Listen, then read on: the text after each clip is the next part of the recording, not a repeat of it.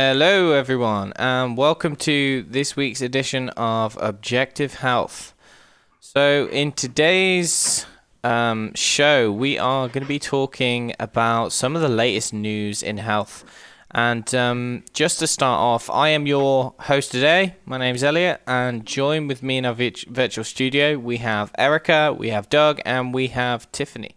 So, welcome to the show, guys. Hello. And Hi.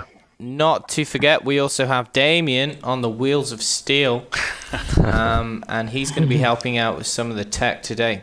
So in this week's show, we're going to be looking at various stories that kind of popped up in the news over the past couple of weeks or so, which kind of caught our attention. And there's going to be lots of topics that we'll talk about today. But to start off, we're going to be looking at one of these crazy stories, and this is something that you don't really come across very often. In fact, I've never heard of something so kind of extreme as this.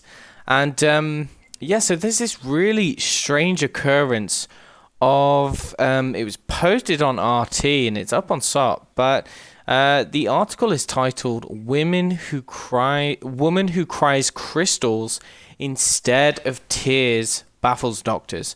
So there's a woman in Armenia, and she's only young. She's 22 years old. And it was a case where she was in her dentist's office, and initially she felt like she got some dust in her eyes or something like that.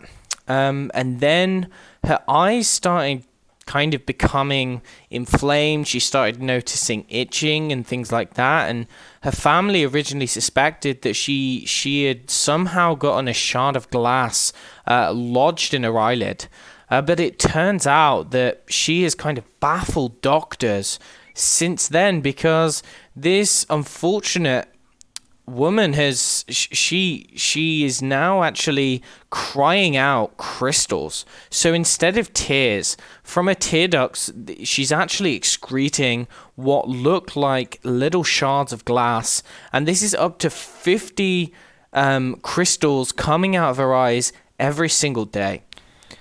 Damien, do you have the video of this so that we can show the audience? Yeah, let's put it on.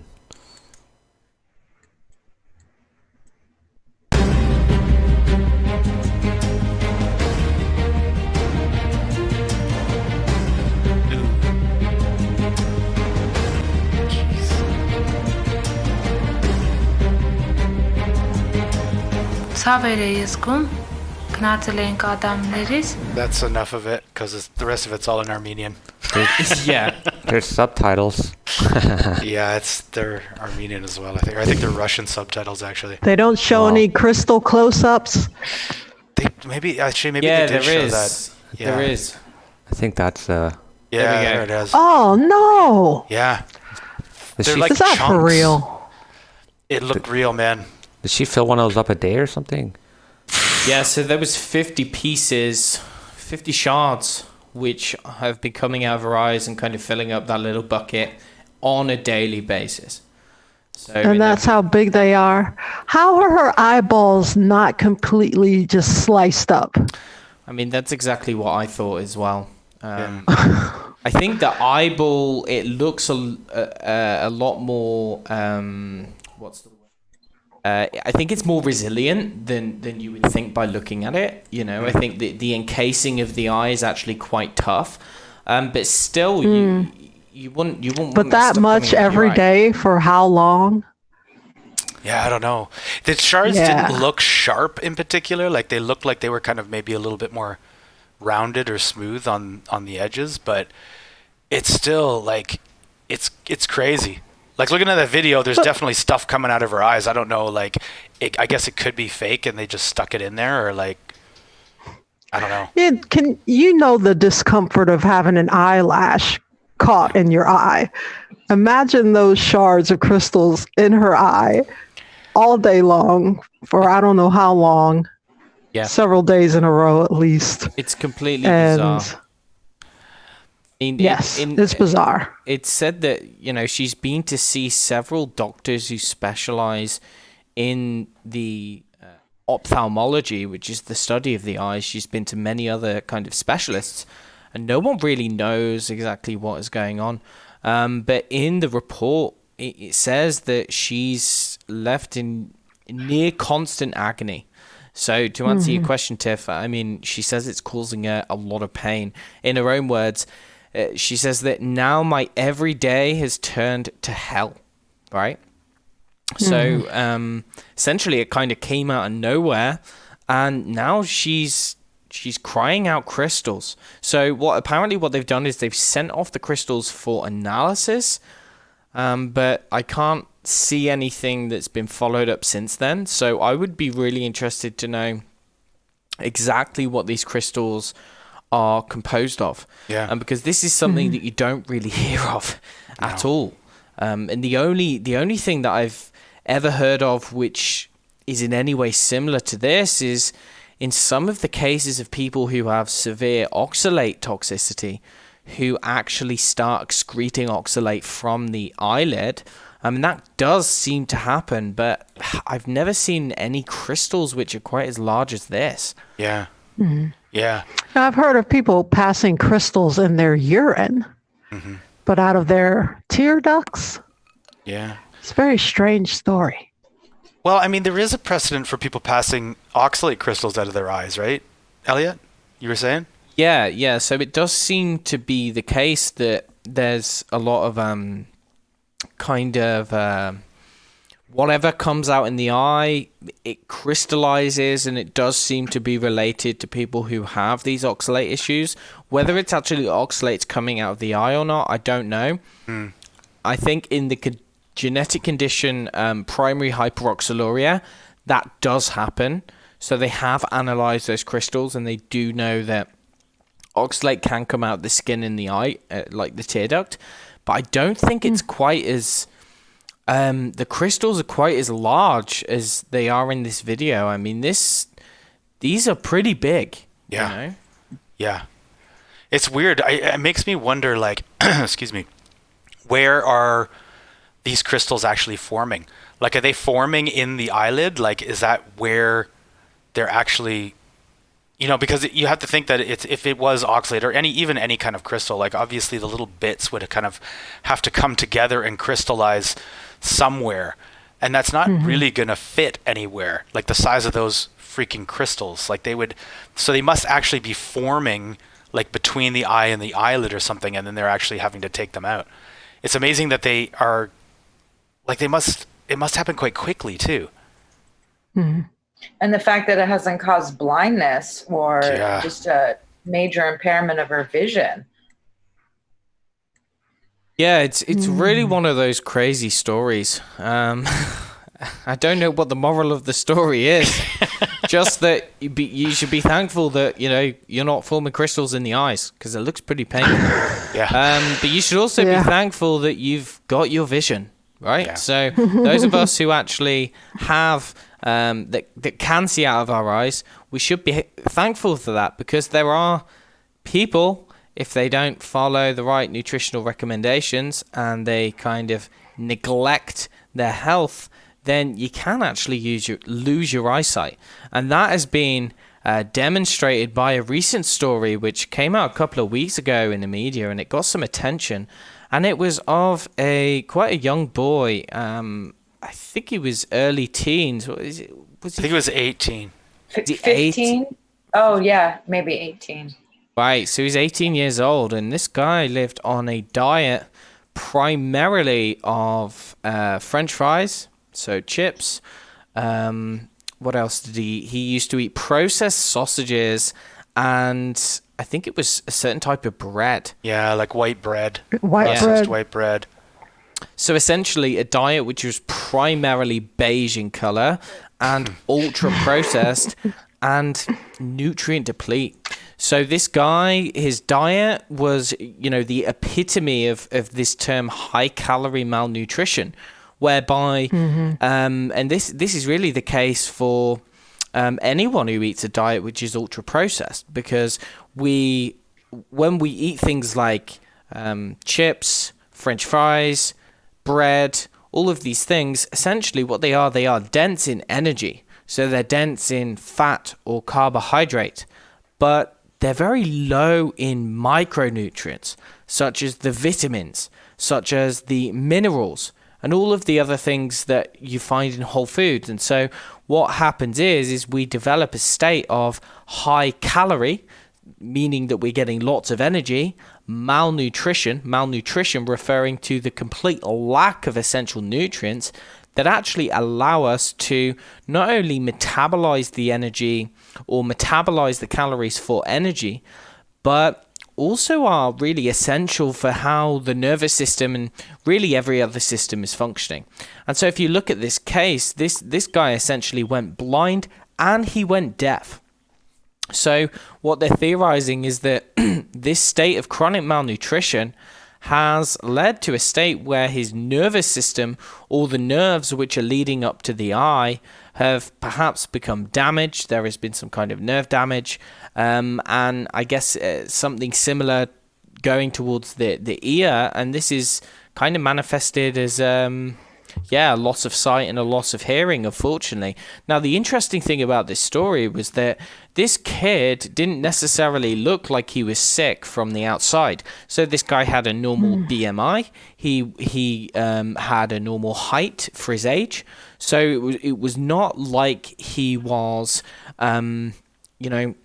stunted in his growth as you would see in other countries where malnutrition is more common. And it's not like he looked skinny or he looked obese or anything like that. He looked fairly normal. But actually, it kind of demonstrates how if you persist on a diet full of ultra-processed crap, then you can very much become malnourished. And it can be very difficult to spot that from the outside. Yeah. I saw an update on this story, actually, where the mother was blaming the NHS, which is the health service, the government health service in England, for her son's malnutrition, saying that they should have caught it earlier and that the NHS failed them, and that if the NHS knew what they were doing, then the kid would still have his sight because they would have given him like a vitamin A shot, and that would have saved his vision. I think that's... How's she going to put the blame on them? Exactly, right? Like, seriously. Like, you're the mother in the situation. How are you going to blame the government? She bought the food. Exactly. I mean, she said that, oh yeah, the kid would have a temper tantrum if I had tried to feed him anything else. But I mean, the guy was like, started to develop this like malnutrition signs at the age of 15.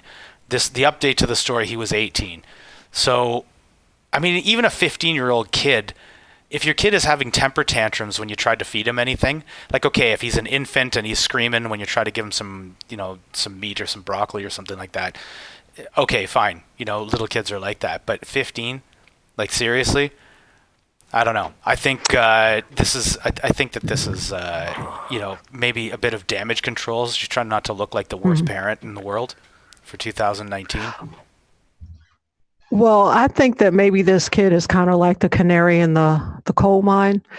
Because if you think about it, French fries, white bread, processed meat, crisps, or potato chips, I mean, that sounds like in some parts of the world, you're lucky if you could get that much food or that much variety of food in a day.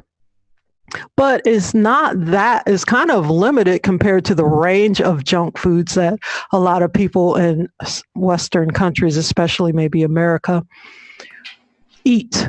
So you can only imagine the inner state of most people, random people that you might see on the street, like say, a poor person or a homeless person, or just people who eat fast food every single day. And I know people like that. You can only imagine what their innards look like and what their future might hold once they hit like their 40s or 50s.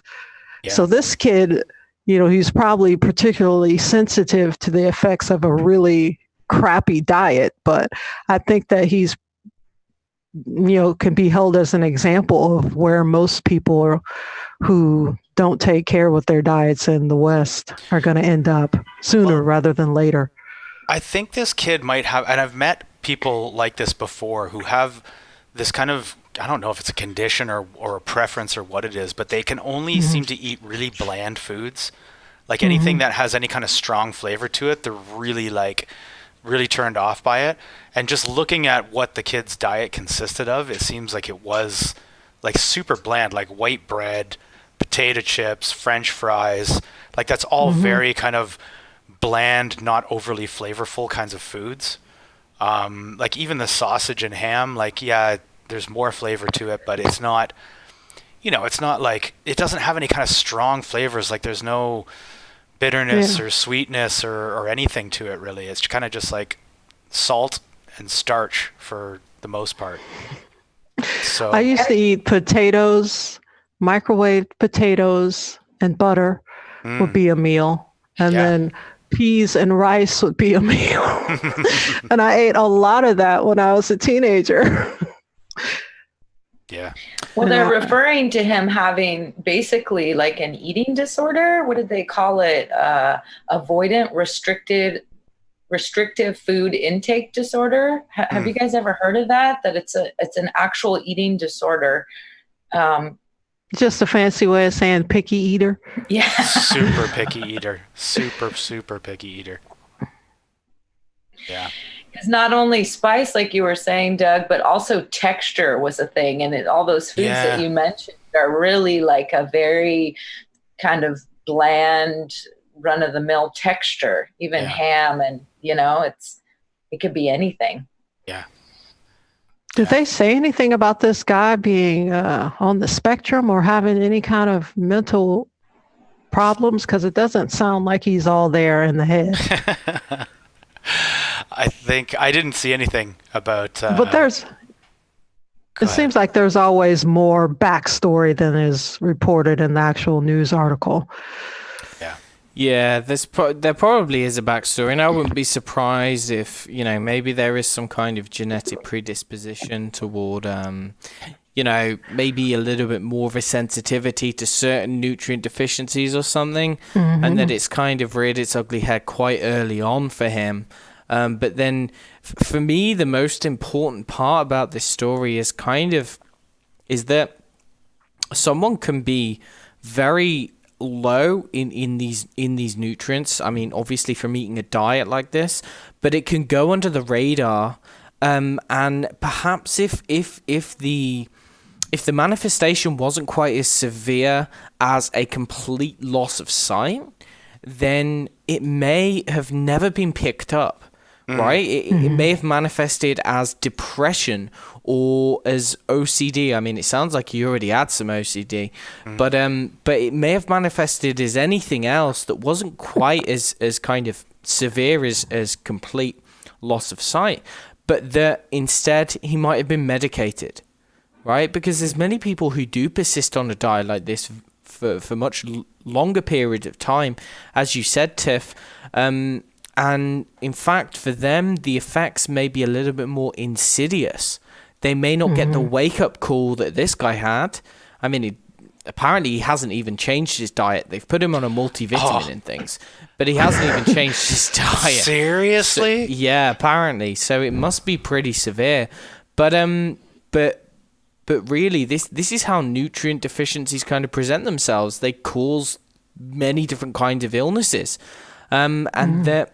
Unfortunately, in our modern world, these things would get medicated. When in fact, if our medical system was geared up toward identifying these chronic nutrient deficiencies or insufficiencies, getting them earlier on, or even identifying them in various different types of pathology, the world would be a much better place, and actually there would be a much less of a burden on the healthcare system. And yeah, it's very unfortunate that it can get to this point ultimately, because I think that he's not the only one. I would imagine that actually there are many like him, which haven't been picked up. Yeah, I bet that's true. Well, I mean, it's all a spectrum, right? I think any kid out there right now, if you were to really analyze their diets, they're probably going to be severely deficient in something. I mean, it seems like in this day and age, actually eating properly is like a revolutionary act. more or less. It's like it's not. It's much more rare to find somebody who's actually eating a healthy diet these days than someone who isn't. And if you look at his diet, I mean, he ate some sausage, right? He ate a bit of sausage, but it was processed, so it has a lot of the goodness probably taken out of it. But I mean, looking at his diet, it was predominantly plant-based, right? It was predominantly plant-based, and you could say, well, it was processed, and it was processed, but it was predominantly plant-based as well. And so it's not only just processed diets that can cause deficiencies. It actually seems to be whole food diets as well. So if there are, you can have a supposedly healthy diet which is packed full of whole foods, but essentially if you're not getting the right nutrients, then you're going to be in a situation where you can cause some damage to your body, specifically your brain. So there was a research paper or it was more of an opinion paper, I think, by a PhD research nutritional scientist in the UK not long ago. It was at the end of August. It was actually coming out, and the author of the paper was warning that vegan and plant-based diets could potentially worsen people's brain health due to insufficient amounts of one of the supposedly non-essential nutrients, which is called choline. Okay, so choline was originally thought to be one of the B vitamins, and it acts very much like a B vitamin, but essentially choline is one of those nutrients that the body can synthesize to some extent in vivo, which means that your body can produce small amounts of it itself. And you do this via a couple different pathways, but you're using an amino acid called methionine. So theoretically, according to nutritional science, if you have enough of this amino acid methionine and you have a couple of other nutrients, then you can make your own choline. And so this was never classified as a vitamin, because vitamins are, by their definition, they are essential, meaning that you need to get them from the diet in their primary form. Choline is considered non-essential, and therefore it cannot be considered a vitamin. But that is a highly debated topic, because whilst the body can produce some choline, there is a wide variety of individual differences. So certain genetic predispositions, or what we call genetic polymorphisms, such as the PEMT gene, or the SNP, in the PEMT gene, and there's a couple of other genes which are involved in how you make choline. What this essentially means is that certain people have a better ability to make choline than other people. And the people who have higher requirements, they can't make as much themselves endogenously in their own body, by definition need to get more from the diet. And so choline is a nutrient which is found in very high amounts in red meat, in egg yolks, in organ meats, in certain vegetables and certain legumes, like if I remember correctly, lentils have some choline in, and you have some of the things like broccoli and whatnot. They're very minimal amounts, but ultimately you're getting it in higher amounts from animal foods. Now, the problem is that on a vegan or a plant-based diet, if someone has this predisposition toward low choline synthesis in the body, then it's very possible that these people could be running a choline deficiency. And I mean, even in the context of someone who has so-called good genetics. So some people may have what you call a perfect set of genetics in relation to choline metabolism, but there are certain scientists, such as Dr. Emma Derbyshire, the author of this paper, who would say that in fact choline, you are always going to need to get a lot from the diet, and the amount that you make in your body is never going to be sufficient to support brain health. Well, the interesting thing about that is that, interesting is kind of ironic, really, because one of the things that can happen with a choline deficiency is that you start to get fatty liver. because choline is actually needed to transport fat from the liver. And one of the things that I read all the time is like people giving advice on if you have fatty liver, one of the best diets to get rid of that is a vegan diet or a plant-based diet. And it's rather ironic that these diets are deficient in choline, yet there's so many experts out there, I'll put that in air quotes, experts out there who are telling you that, oh, you've got fatty liver, I guess you better go on a vegan diet. It's, well, experts. What are you going to do? Yeah. Choline is just, if you look at what it does in the liver, it's very, very essential for the liver. So it's actually one of the things which lines the hepatocytes, the liver cells. You turn it into a phospholipid, phosphatidylcholine, and phosphatidylcholine is lining those cell membranes, and it's actually helping us to export fats, but also to export bile acids. So it helps in detoxification of xenobiotics such as environmental toxins and also other endogenous metabolites that we need to get out into the bile and through the liver, through the gut and through the kidneys. But especially in the brain, right? So choline is making up the cell membranes of the neurons. It's essential for the myelin sheath. It's essential for how our neurotransmitters are synthesized and how we are conducting or sending messages down through the neurons, through nerve pathways, and actually essentially to light up the brain, allow the brain to do what it needs to do. And there's lots of research showing that if you supplement animals or even humans with phosphatidylcholine or choline, then that is improving memory, improving brain function, improving cognition, and all of these things. And so is it any wonder that actually you go on plant-based and vegan diets, which these days are usually ultra-processed in and of themselves, because it's almost impossible to get enough protein on a vegan diet without having to consume some sort of processed garbage, like the Beyond Burger, or like corn, or like hydrolyzed soy protein. So is it any wonder why these diets are going to worsen brain health? And I don't know if there's much research showing anything like that per se, or there is some, but I don't know of much. But I honestly am just waiting for the research to come out over the next couple of years or even couple of decades, demonstrating how inferior vegan diets are for human physiology, essentially, right? Yeah. Well, if you look on YouTube at all of the ex-vegan videos that are floating around, one thing that a lot of those people have in common is that they're always reporting brain fog or trouble concentrating or feeling stupid or not being able to, form complete sentences, like their brains are not working correctly. And once they eat meat, they say that it feels like their brain woke up and it's not asleep anymore. Anne Hathaway said that.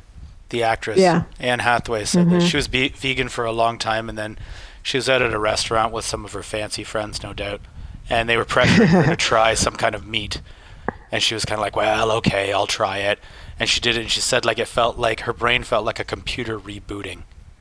It's kind of like, well, yeah, makes sense. Yeah.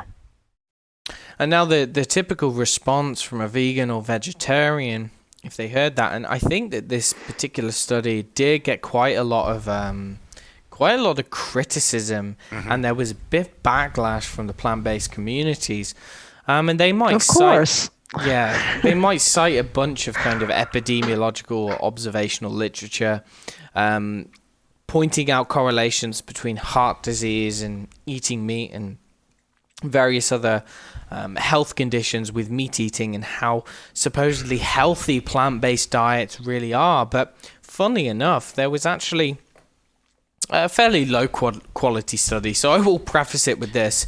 Is that there was, I think it was an epidemiological study that came out again at the end of October, early September, pointing out something which kind of goes against the narrative of plant-based diets, showing that vegans and vegetarians actually may have a higher risk of stroke. Yeah. Okay. And really, this is kind of in line with what we were just talking about how the brain needs choline. But it's not only related to choline. I mean, to say that choline is the only nutrient that might be deficient on a vegan diet is an abomination, because in fact there are probably 12 to 13 nutrients that are very difficult to obtain on a plant-based diet, and that includes carnosine, that involves active B6, it involves zinc, vitamin B12, creatine, DHA. That's just off the top of my head. I mean, carnitine. Yeah, carnitine, vitamin A in its active form. Mm-hmm. I mean, iron, vitamin D. iron. Did you say vitamin D? Vitamin D. I mean, we're already on 10, right? And that's just off the top of the head. Exactly. And so, is it any wonder why we are starting to see research coming out that might start implicating? It's not very PC, not very politically correct, but it's got to come out at some point. Now, sorry, what were you going to say, Doug? No, I was just going to say in this article that we had, I mean, a lot of different places were covering this, but Damien, I think I sent you one that was from the BBC. Second message I sent you. First link. Canadian Youth something? No, CBC. BBC.com. Vegans and vegetarians may have a higher stroke risk. Yeah. Okay. Yeah. Now, the only reason I wanted you to pull it up was just because in that article, I found it really interesting that they're kind of interviewing a lot of people who are kind of saying, well, yes, but this wasn't a very high quality study. It was only an epidemiological study, and we don't know that this is necessarily true. But these are the same people, I mean, not literally the same people, but the same types of people from the same sorts of institutions who are using these same quality of studies to implicate meat in things like colon cancer and heart disease and et cetera, et cetera, et cetera, all these different things. So it seemed really enraging more than anything else to say that on the one hand, we can use epidemiological studies or low quality studies basically to implicate meat as causing all these different diseases. But when they find something uncomfortably true about the vegan diet, suddenly these studies aren't good enough. So if anybody wants to read through that, if you want to get mad, you could read through that article and scream at your computer a little bit. Yeah, it's completely ironic, that, isn't it? One rule works for them and another rule works for others. Exactly. Fortunately, when something comes out that conflicts with their beliefs or conflicts with the narrative they're trying to convey, then any argument is game, right? So yeah, exactly. That's what we need to remember. It's just underhanded, really. Exactly. So, okay, this study, not the best quality, but I would not be surprised based on the sheer amount of testimonials coming out of people on plant-based diets, people who I work with personally who are recovering from plant-based diets. Generally, their health improved drastically when they incorporate more animal foods. One other thing about this article that drove me nuts is it's so typical of, like, they're quoting a dietitian, and they basically say that what was it here? They said the message for everyone is it makes sense to have a well-planned diet and to eat a wide variety of foods. And it's like what? Where are you getting that from? It's like that wasn't implicated in this diet. We don't know that these vegans and vegetarians weren't eating a well-planned diet with a variety of foods. It's just like they just spit out this like nonsense, like this non-advice. Eat a balanced diet. Oh, thanks. That's very helpful. I appreciate that. Yeah. It's so open to different interpretations, no specifics whatsoever. I think they're just saying that because they don't know exactly what to say.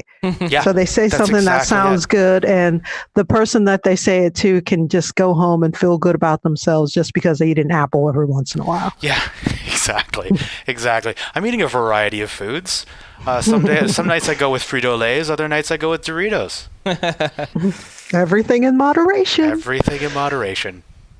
On the topic of using poor quality studies to to come up with national public health policy, which is what we're seeing with the anti-meat agenda and really the pro plant-based agenda. It's like, right, okay, so these people have an idea of what is healthy, or they have an idea of what they want us to believe is healthy. And, okay, putting out some public recommendations and stuff, yeah, it's not great, but people still have the decision.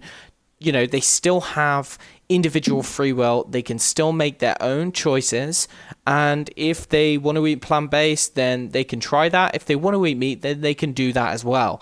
And that's not all that bad. But ultimately, when you start enforcing that on people, that's when it gets really dangerous. And this is what we're seeing. And in fact, they're doing it to the most vulnerable in society in terms of vulnerable to the detrimental effects of eating a plant-based diet. And that is developing children. So what they've done now in the UK, based on this nonsense, based on a variety of recommendations which have been based on crappy epidemiological data in promoting plant-based diets, they have now enforced plant-based diets on children in some of the schools in the UK. So there is one called the Swan School, and this is in Oxford. And this offers vegetarian-only lunches for the children. And, okay, someone might argue that if the children don't want to eat vegetarian lunches, well, they can bring their own lunches, right? Well, actually, you would be wrong, because simultaneously, this school has not only banned meat from their cafeteria, so they've not only forced children to have vegetarian lunches at the school, but they have also prohibited children from bringing in their own packed lunches. So in that sense, they have prohibited meat from that school. So the children have no choice, right? Yeah, that's it's unbelievable that they would pull something like this. I mean, it's, you know, and it's only because they are backed by this kind of ideology of doing the right thing that they can get away with something like this. Because realistically, you know, any school that's forcing a child to eat a particular diet, you know, that shouldn't be allowed.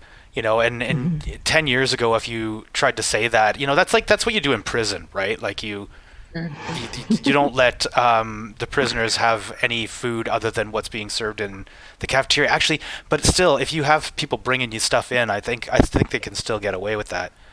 But so it's worse than prison. These kids are eating a diet worse than prison. So. Well, and another thing that makes this even more infuriating is the reason that they say that the kids can't bring in their own packed lunch, because they want to have everybody eating in a family style where they eat together at the same table and engage in conversations and lay the table and serve the food and tidy up at the end of the meal. There's nowhere in that says that everybody has to be eating the same thing. Yeah. Like, you go out to dinner with your friends and family, you don't all order the same thing on the menu. Like, if you order spaghetti and your grandpa orders steak, he's not going to kick you out of the table and say you can't sit here anymore because you didn't order the steak. It's just so ridiculous, and it's so controlling. And I mean, if you don't see through what they're doing, you're blind. Well, I think that despite the virtue signaling, I think that a lot of the motivation is probably cost, because cheap, garbage vegetarian food, like with, you know, soy, tofu, corn, that's corn with a Q. You know, vegetables are cheaper than meat. It's as simple as that, you know. And if you're getting your protein source from, like, you know, peas and beans, that's a lot cheaper than actually buying meat. So it wouldn't surprise me if a lot of the impetus behind this, other than virtue signaling, of course, is cost. They're just being ridiculously cheap, and they can feed these kids super cheap. They're also pushing that agenda by you know, here in the United States with the meat-free Mondays too. So you know, that this hip, cool, you know, just like everything you guys been talking about already, it's just kind of grist for the propaganda to just, kill people's brain cells. I don't know. Well, I mean, if you think of the whole purpose of schools and indoctrination with whatever ideals the state considers important, of course they're going to get them while they're young. They always get them while they're young. That's one of their main tactics, whoever they are, in air quotes. Whatever they want to indoctrinate people with, it's always best to start when they're a youngster. Because those brain cells are still forming. Whenever they take on as a youth, it's going to stay with them very firmly throughout their entire lives. And plus, they're going to be all deficient in choline and not be able to form those brain cells anyway. So, yeah. Well, and it's interesting how this article was written. What was it, Oxford Mail? Like it's this huge success that Oxford has had this success model that's taking over. And what is it? Even Jamie Oliver was mentioned in it. Like it's the cool hip thing to do. You're going to shun meat. Yeah. Well, they did say there was one idea. Oh, sorry. They did say there was one parent who was complaining that her daughter was coming home hungry, and that she had talked to other parents and they also said they were coming home hungry. Like, is it really a surprise? You feed a kid a bunch of empty vegetarian food and like they're going to come home hungry. Of course they are. And then they're going to go home and eat like pepperoni sticks and like whatever else. Burgers. Ham and sausage. Ham and French fries and crisps. Like that blind kid.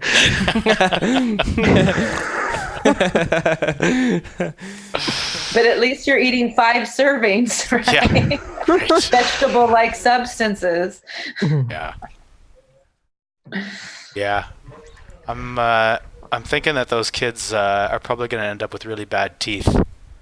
Hey, speaking of teeth, there's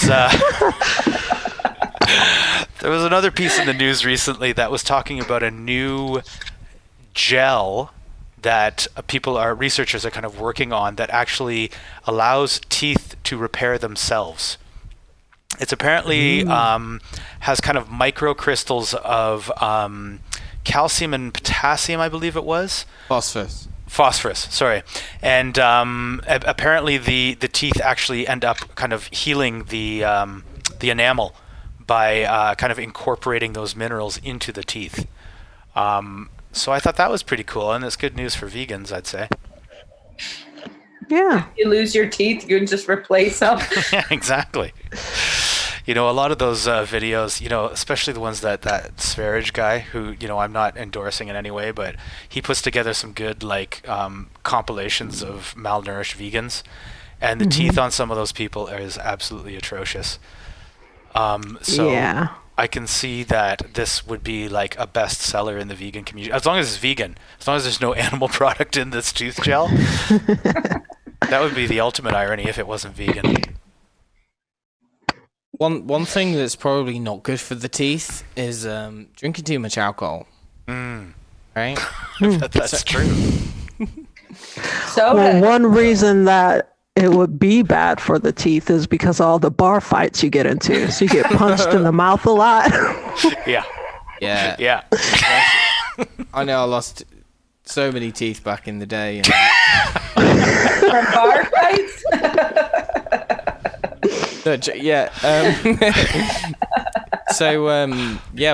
Alcohol is not good for the teeth in many ways. But it's also not good for the human body in general, I think, when it's consumed in high enough quantities.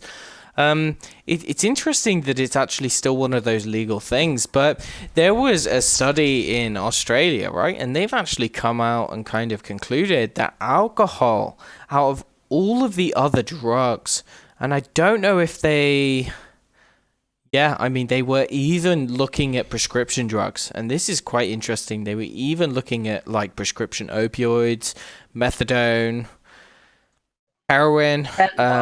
They were looking at lots of different things, both pharmaceuticals and the recreational drugs. And they actually came to the conclusion that alcohol should really be classified as the drug that causes the most overall harm to human beings. And now I think that it was quite a, let me just get it up, but if I remember correctly, it was quite a long-term study, right? And oh,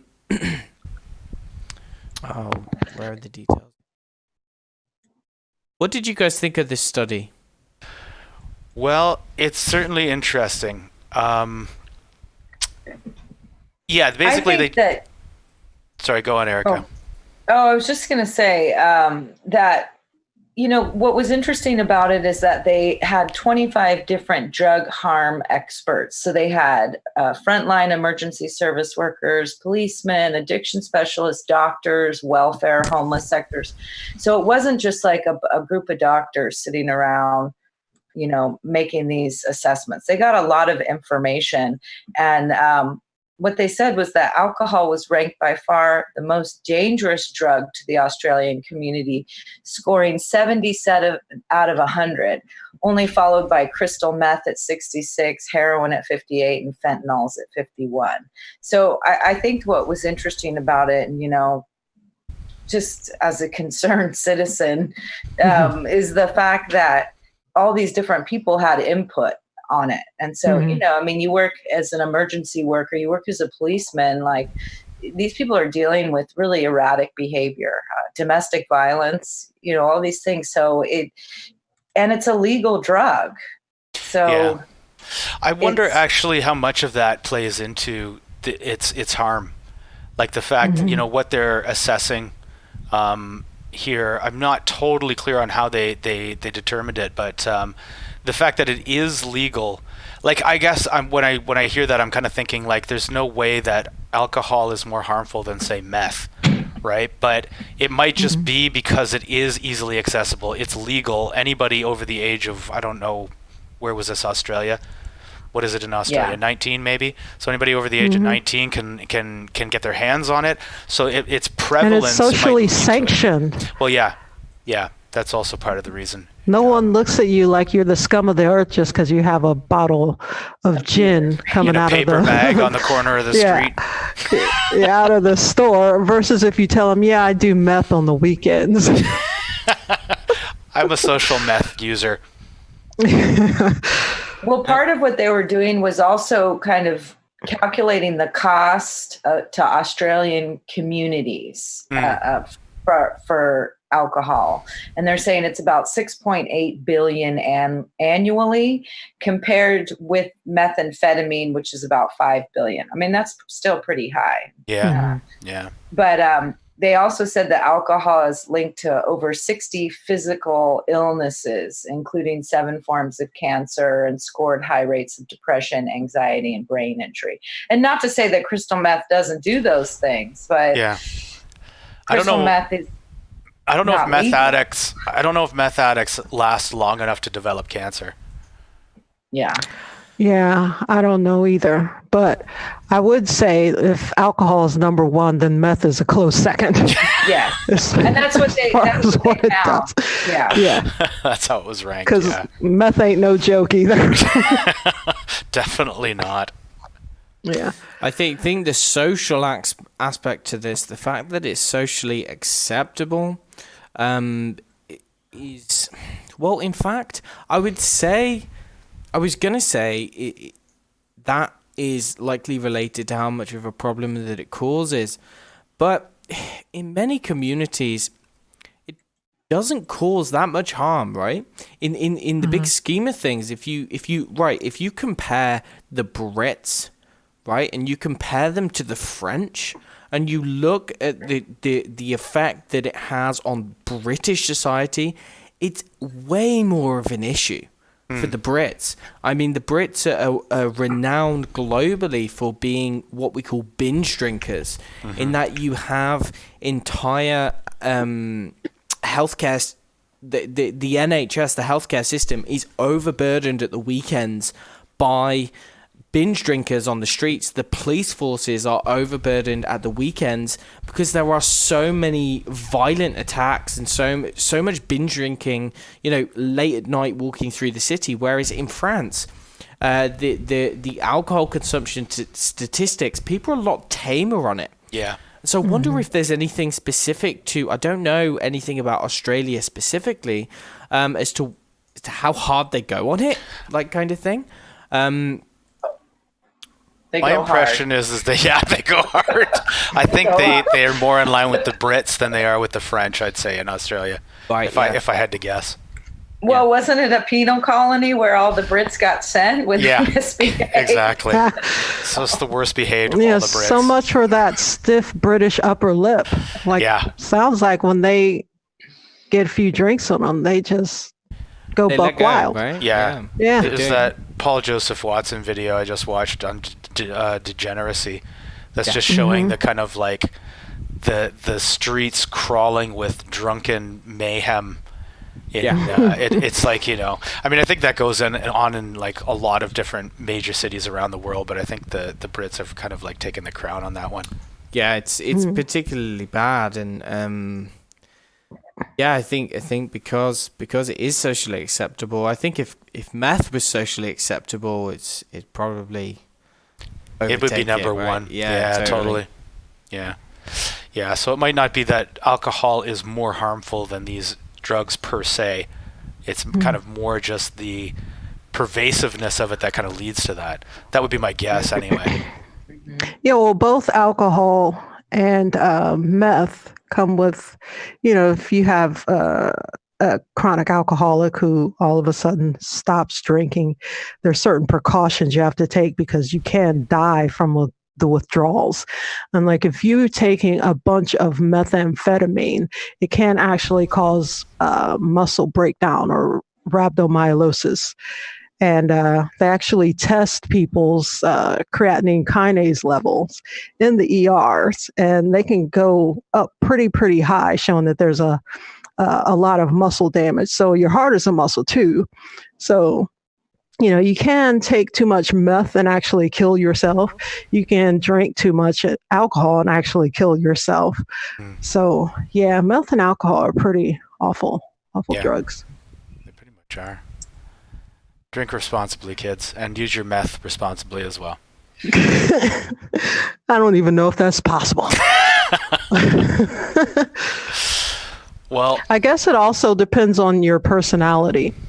I mean, some people kind of relate the word spirits to actually becoming possessed by evil spirits when you drink. Everybody has met that evil, angry, drunk one who's always getting into fights, getting into trouble, falling all over the streets, just making an ass of themselves.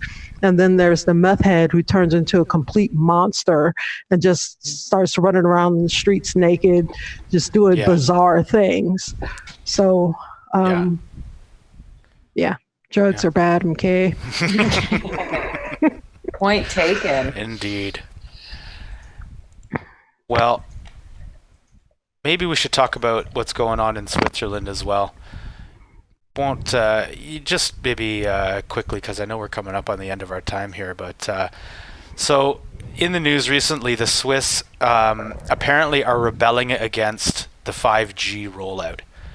Now, without going into too much detail about what is wrong with 5G and why the Swiss would actually be protesting against that, you can always go to our previous video with Scott Ogren from scottystech.info.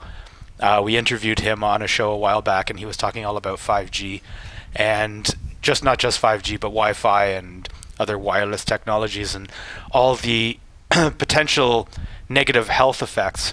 And it seems like the Swiss are actually aware of these negative aspects of it, and are kind of organized enough to actually protest it and come out against the rollout. Whereas the rest of the world, it seems like nobody can, everybody is just complaining that 5G isn't coming fast enough.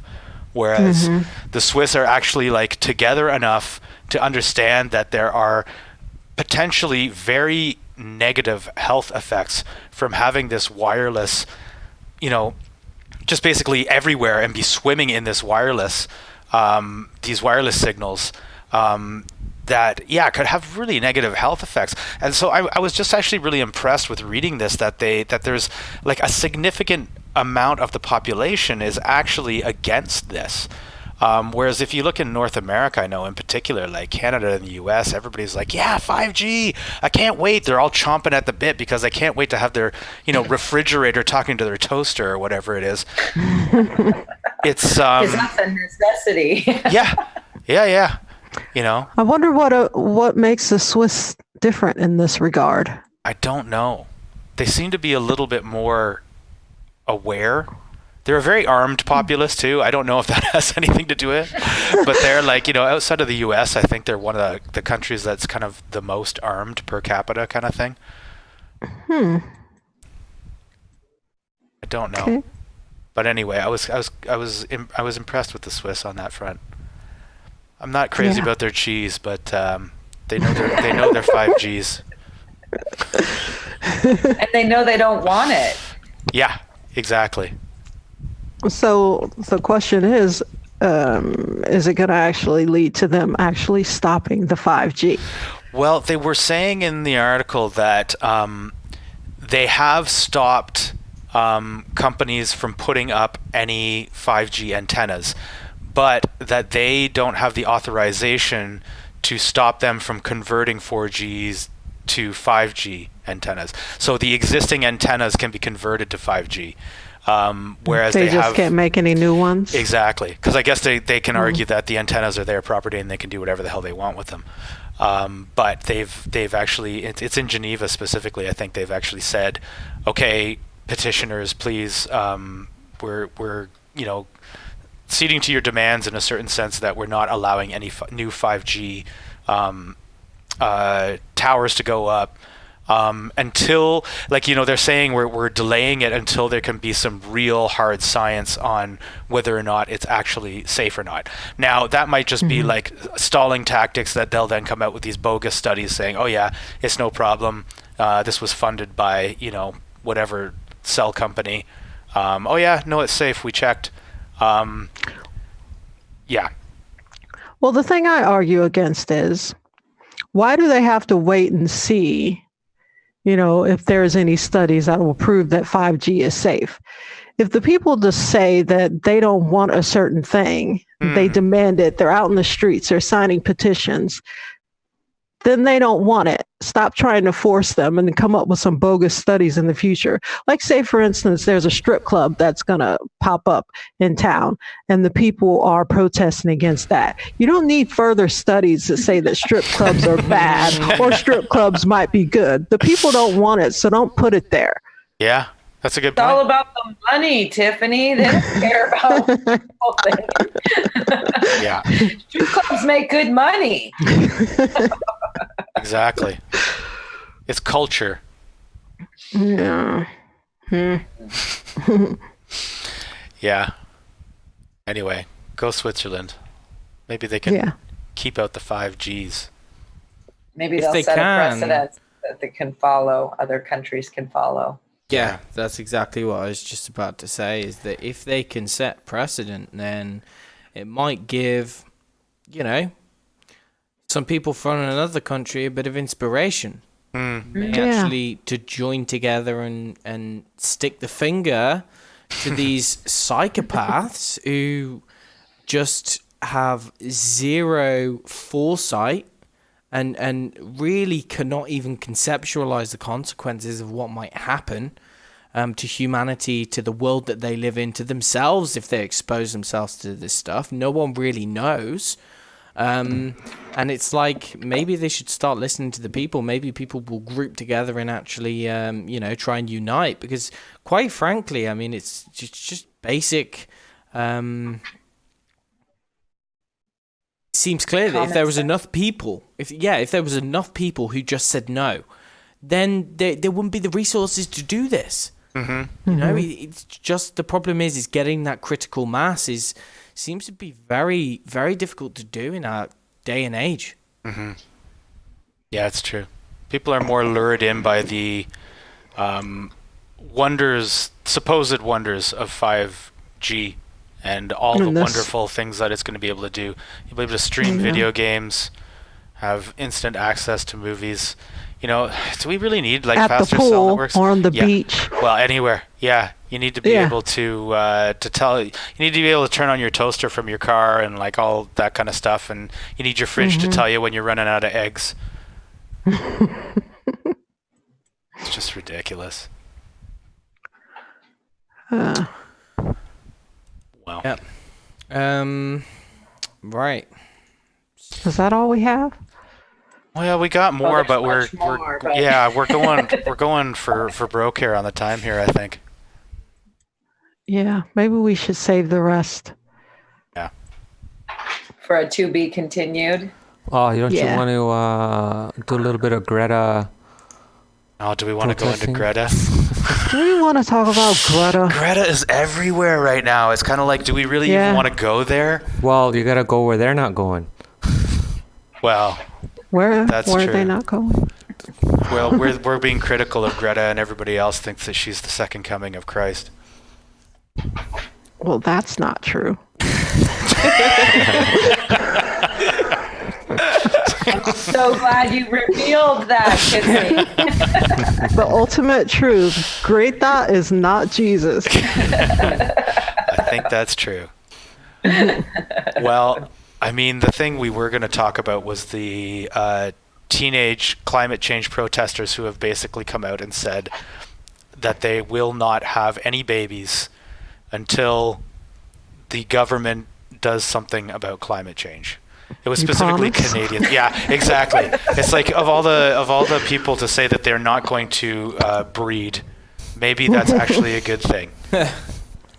But I feel like we did a show about this like 3 months ago Did about we? the Extinction Rebellion. Yeah, we've talked Yeah. about them. We've talked Yeah. about Greta. Yeah, But- but this is specifically like 17-year-olds who are coming forward and pledging. It's Canadians specifically, so they're pledging to not have any babies until Justin Trudeau takes away all the carbon. Yeah. And I think all you the should plants scroll down died. to the picture of this girl. I don't think a lot of people are going to be knocking on her door to impregnate her. Oh, yeah, we had to go there. That was a low blow. It was a But total. really, it's just so stupid. These people are so wrapped up in unreality. They have no idea what they're even talking about. Yeah. So they're going to, like, they're really going to keep this promise. And, like, what steps do people have to make to satisfy these people? Yeah, that's a good question. Because the fact of the matter is they don't know what they're talking about. Like, they have absolutely no idea what they're talking about. And that includes most of the experts that you see on the news and whatnot. These people, they don't know what they're talking about. So it's like, what, they're going to set some kind of arbitrary bar that you have to hit before these guys will have babies? Yeah, it's an enormously complex field of study, right? Environmental science is, I mean, you've got astrophysics, you've got all of these different scientific disciplines falling under the umbrella of environmental science, and you have PhD expert researchers who dedicate their whole life to studying minute details, atmospheric changes, and none of them agree about anything, right? So it's like if the experts can't even agree, then how on earth can a 17-year-old teenager have any certainty about what is going on? She may not. They may not find the answer to climate change, but she might have the answer to stopping teen pregnancies. Well, she didn't say she's not going to sleep with anybody, so I don't know. She just said she's not going to deliberately have any babies.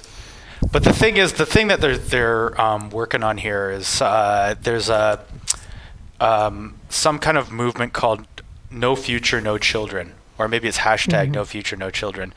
And so far, it has 4,874 people who have taken the pledge to not have any babies until all the carbon is gone and all the plants die. But anyway, I thought it was interesting because on the actual site, the girl who started this whole thing, whose name is Emma Lim, I just wanted to say here, she says, I read the IPCC report last September and it terrified me. I'm only a teenager, so I've learned about climate change for as long as I can remember. I just thought that was interesting because that's basically what these kids are going through right now. They are being terrified with these stories, these horror stories of all the things that are going to go wrong because they're bad, because they, let out too much carbon, they eat too much meat. Like it's unbelievable. Like, it's the same kind of thing that Greta's story has too, that like, she's this little girl who was terrified by all these stories of the end of the world that's coming because of all the terrible things that we do in the West, drive cars and eat burgers. So I think like this, it's such a damaging ideology to youngsters that these people have blood on their hands as far as I'm concerned. Yeah, when I was a little girl, I was terrified by stories of the world ending or nuclear disasters and things like that. But I didn't go out and try and set public policy when I was barely out of a training bra. It's totally and we're true. supposed to listen to these pimple-faced youths giving us marching orders and telling adults what to do in the realm of, world politics and environmental policy. Come on. Yeah. That's the world we live in. the whole narrative of this climate change thing is that the boomers, it's their fault because they did absolutely nothing and they ate too many burgers and they drove too many cars. And it's their fault, and that they're to blame. So we kids are going to rise up and tell them what to do because they clearly have screwed everything up. It's really dangerous talk, actually. And I wouldn't be surprised if it led to like violence and things like that. And they're skipping school now, but who knows what they're going to do next? Well, yeah. Right. So does anyone else have anything to share before we wrap it up? Nope. Let's wrap it. Right, okay. Well, if that's everything, I think that is the end of this week's show. So, so for all of our audience, if you like the show or you found it helpful, please like and subscribe to our page. You can find us on Facebook as Objective Health. We are also on YouTube because you're watching this on YouTube. You can subscribe if you like it, or if you really hated it, you can drop a comment and tell us what you think. We're on Brighton as well, huh? Brighteon. Sorry. Brighteon. Yeah. So Yeah, we're also on Brighteon. Okay, so and Twitter. Okay, follow us on Twitter. I think that's all for now. Okay then, so thanks to my hosts Doug, Erica, and Tiff. I've been your host Elliot, and thanks for Damien on the Wheels of Steel. And see you next week. Bye everybody. Bye. See ya.